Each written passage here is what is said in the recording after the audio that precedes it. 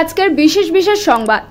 ফের সন্দেশখালীতে CBI notice সাঁটালো শাহজাহানের ভাই সিরাজউদ্দিনের বাড়িতে। শুক্রে ফের বঙ্গে মোদি, শহরের একাধিক রুটে যান নিয়ন্ত্রণে তৎপর লালবাজার। সপ্তাহ শেষে প্রাণ জুড়বে বৃষ্টি, তার আগে অবশ্য তাপপ্রবাহে নাভিশ্বাস দক্ষিণবঙ্গে। প্রধানমন্ত্রীর কাছে অনুপ্রাণিত হয়ে বিজেপিতে যোগ অনুপমা খ্যাত রূপালীর। অমিত শাহকে 3 শর্ত অভিষেকের, একটিও পূরণ হলে রাজনীতি ছেড়ে দেওয়ার প্রতিশ্রুতি। বিস্তারিত খবরে যাওয়ার আগে ভিডিওটিতে লাইক দিয়ে চ্যানেলটি সাবস্ক্রাইব করে রাখুন। ফের সন্দেশখালীতে সিবিআই এর অ্যাকশন। বুধবার সিবিআই এর পৃথক 2টি তদন্তকারী দল এখানে এসেছে ইডির উপর হামলার ঘটনার তদন্ত করতে। সূত্রের খবর, এদিন সকালে কেন্দ্রীয় তদন্তকারী সংস্থার একটি দল সরবেরিয়ার আকঞ্জি পাড়ায় শাহজাহানের মেজ ভাই শেখ সিরাজউদ্দিনের খোঁজে তার বাড়িতে যায়। যদিও বাড়ির মূল গেটে তালা দেওয়া ছিল, অনেক ডাকাডাকি করেও কোনো সাড়া শব্দ না মেলায় শেষমেশ সিরাজউদ্দিনের সাদা রঙের ঝাঁ চকচকে বাড়ির বাইরের দেওয়ালে নোটিশ সাঁটিয়ে দিয়ে আসে তারা। সিবিআই সূত্রে জানা গিয়েছে, আগামী 3রা মে সল্টলেকে সিজিও কমপ্লেক্সে তলব করা হয়েছে শেখ শাহজাহানের ফেরার ভাই সিরাজউদ্দিনকে। এর আগেও সন্দেশখালী কাণ্ডে তাকে তলব করেছিল আরেক কেন্দ্রীয় তদন্তকারী সংস্থা ইডি। বেশ কয়েকবার তলব করা হলেও তিনি তাতে সাড়া দেননি। এরপরই ইডির তরফে তার নামে লুকআউট নোটিশ জারি করা হয়। সন্দেশখালী কাণ্ডের পরপরই গা ঢাকা দেন শাহজাহানের মেজ ভাই শেখ সিরাজউদ্দিন। বিভিন্ন জায়গায় তার সন্ধানে তল্লাশি চললেও কোনো হদিশ মেলেনি এখনো পর্যন্ত। সন্দেশখালী কাণ্ডে শাহজাহান এবং তার ছোট ভাই শেখ আলমগীর ইতিমধ্যে গ্রেফতার হয়েছে। তারা বর্তমানে ইডি হেফাজতে রয়েছেন, কিন্তু আরেক ভাই শেখ সিরাজউদ্দিন কেন্দ্রীয় তদন্তকারী সংস্থার ধরা ছোঁয়ার বাইরে।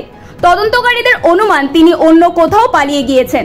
প্রসঙ্গত, শাহজাহানের মতো শেখ সিরাজউদ্দিনের বিরুদ্ধেও এলাকায় জোর করে জমি দখল, সেই জমিতে মাছের বেড়ি বানানো, ভয়, সন্ত্রাস সহ একাধিক অভিযোগ রয়েছে। এই নিয়ে গ্রামবাসীরা সরব হন। তার গ্রেফতারের দাবিতে দিনের পর দিন অগ্নিগর্ভ হয়েছিল সন্দেশখালীর বেড়মজুর পঞ্চায়েত এলাকা। প্রশাসনের পক্ষ থেকে এলাকায় যে সহায়তা কেন্দ্র করা হয়েছিল তাতেও একের পর এক অভিযোগ জমা পড়ে সিরাজউদ্দিনের নামে।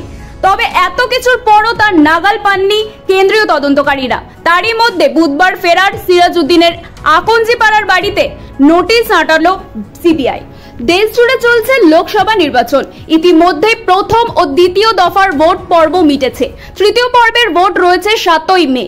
তার আগে শুক্রবার অর্থাৎ 3রা মে 3টি জনসভা করতে ফের রাজ্যে আসছেন দেশের প্রধানমন্ত্রী নরেন্দ্র মোদি। কৃষ্ণনগর, পূর্ব বর্ধমান এবং বোলপুরে জনসভা করার কথা রয়েছে তার। তবে প্রধানমন্ত্রীর সফরকালে যাতে শহর কলকাতার ট্রাফিকে কোনো সমস্যা না হয়, সেজন্য আগে ভাগেই তৎপর লালবাজার ট্রাফিক কন্ট্রোল বিভাগ। ইতিমধ্যে কলকাতা পুলিশের তরফে যান নিয়ন্ত্রণের জন্য বিশেষ বন্দোবস্ত করা হয়েছে।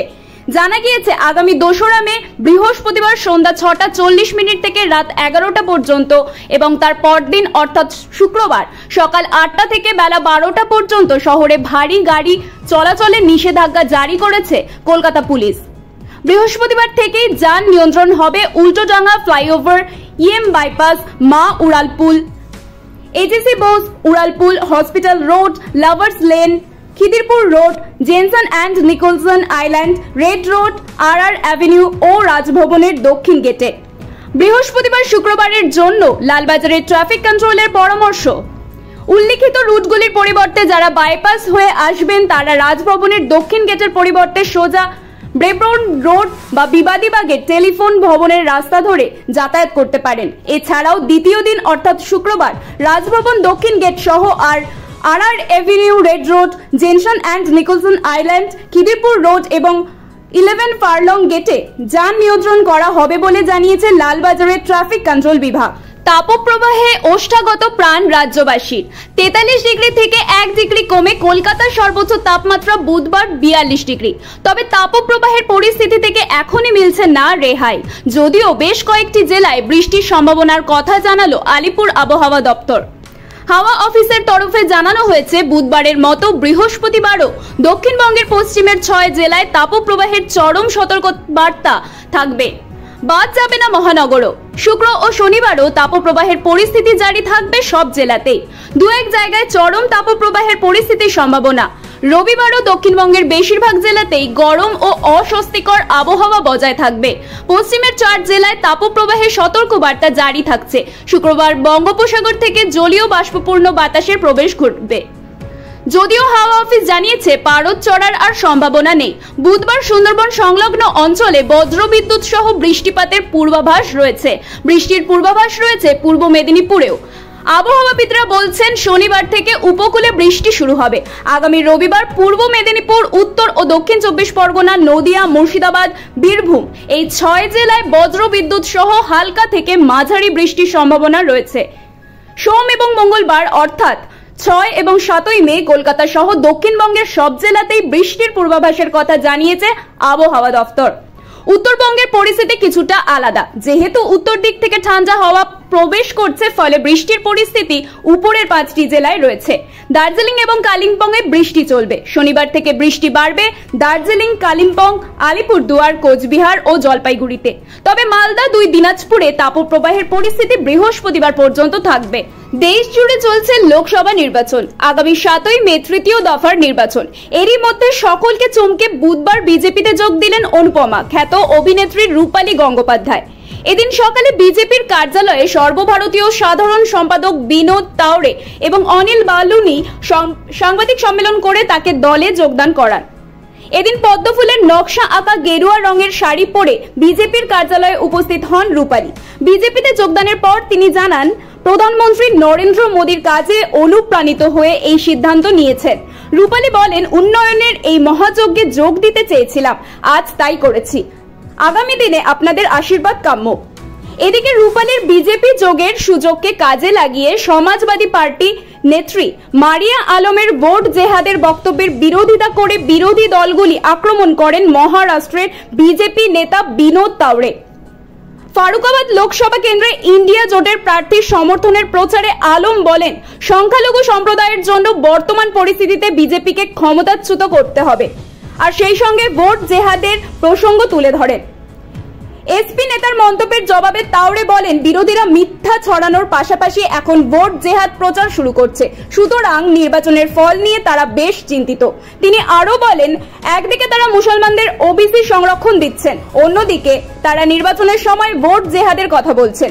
দলের হাইকমান্ডের নির্দেশে এই প্রচার শুরু হয়েছে কিনা সেই প্রশ্নও বিনোদ তাওড়ে ছুড়ে দেন কংগ্রেস সভাপতি মল্লিকার্জুন খাড়গে এবং বিদায়ী সাংসদ রাহুল গান্ধীর দিকে। কেন্দ্রীয় স্বরাষ্ট্রমন্ত্রী অমিত শাহকে সরাসরি চ্যালেঞ্জ করলেন তৃণমূল কংগ্রেসের সর্বভারতীয় সাধারণ সম্পাদক অভিষেক বন্দ্যোপাধ্যায়। অমিত শাহের সামনে 3টি শর্ত রাখেন তিনি। এই 3 শর্তের মধ্যে একটিও যদি পূরণ করতে পারেন অমিত শাহ, তাহলে তিনি রাজনীতি ছেড়ে দেবেন বলেও জানিয়েছেন অভিষেক বন্দ্যোপাধ্যায়। বুধবার দুপুরে শামসি কলেজ ময়দানে মালদা উত্তর কেন্দ্রের তৃণমূল প্রার্থী প্রসূন বন্দ্যোপাধ্যায়ের সমর্থনে জনসভা করেন অভিষেক বন্দ্যোপাধ্যায়। সেই সভার মঞ্চ থেকেই সরাসরি অমিত শাহকে চ্যালেঞ্জ ছুড়ে দেন অভিষেক বন্দ্যোপাধ্যায়। তিনি বলেন, আমার কোনো পদ লাগে না, আমি মানুষের কাজ করি। অমিত শাহ যদি চান অভিষেক বন্দ্যোপাধ্যায় রাজনীতি ছেড়ে দেই, তবে আমি তাকে 3টি শর্ত বা সুযোগ দিতে চাই। 3টি শর্তের মধ্যে একটা শর্তও তিনি পূরণ করলে কথা দিচ্ছি আমি রাজনীতি ছেড়ে দেব। কি কি সেই 3টি শর্ত? অভিষেক বলেন, প্রথম শর্ত, বাংলার 1,64,00,000 টাকা গায়ের জোরে কেন্দ্রীয় সরকার আটকে রেখেছে, সেই টাকা 1 মাসের মধ্যে ছেড়ে দিলে আমি রাজনীতি ছেড়ে দেব। দ্বিতীয় শর্ত, বিজেপির নেতারা বলছে আবাস যোজনায় কেন্দ্র টাকা পাঠিয়েছে, 2021 সালের পর থেকে কেন্দ্রীয় সরকার 10 পয়সা দিয়েছে, প্রমাণ করতে পারলে আমি রাজনীতি ছেড়ে দেব। তৃতীয় শর্ত, আমি ডায়মন্ড হারবার থেকে প্রতিদ্বন্দ্বিতা করছি, এখনো সময় আছে, মনোনয়ন দিন, প্রতিদ্বন্দ্বিতা করে আমাকে হারান, রাজনীতি ছেড়ে দেব। 3টির মধ্যে যে কোনো একটি শর্ত পূরণ করলেই রাজনীতি ছেড়ে দেব।